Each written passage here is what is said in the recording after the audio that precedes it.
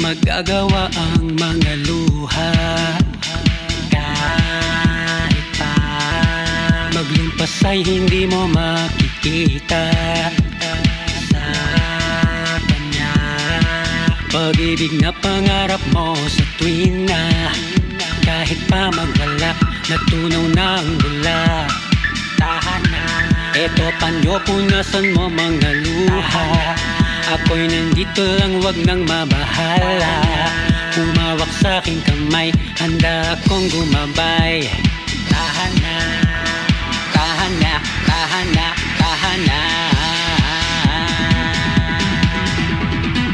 Hanggang samahan ka sa habang buhay.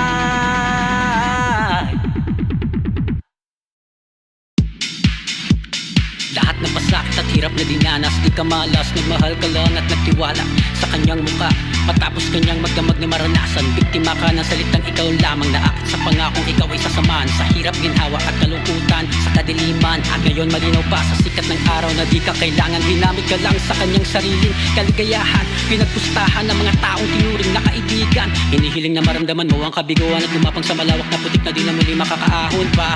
Papapalagi pinipilit na lumakad sa daan ng maraming hangal para papangitin ka. Tumawag ka lang kung talagang di na kaya.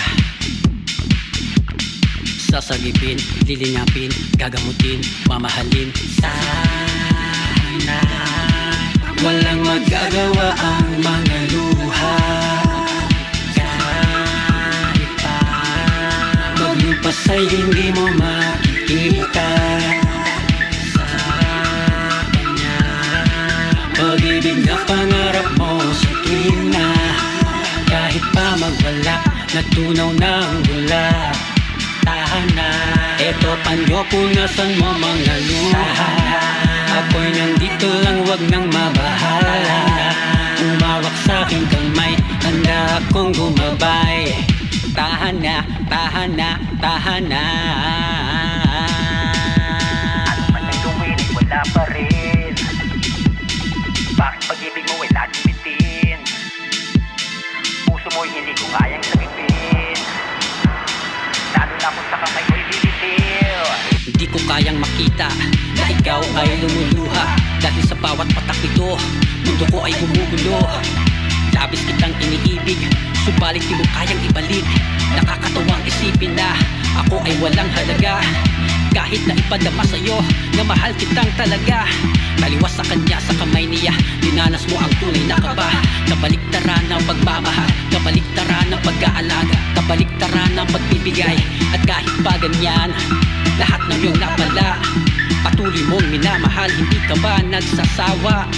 Hindi ganyan ang buhay na dapat mong inaasam.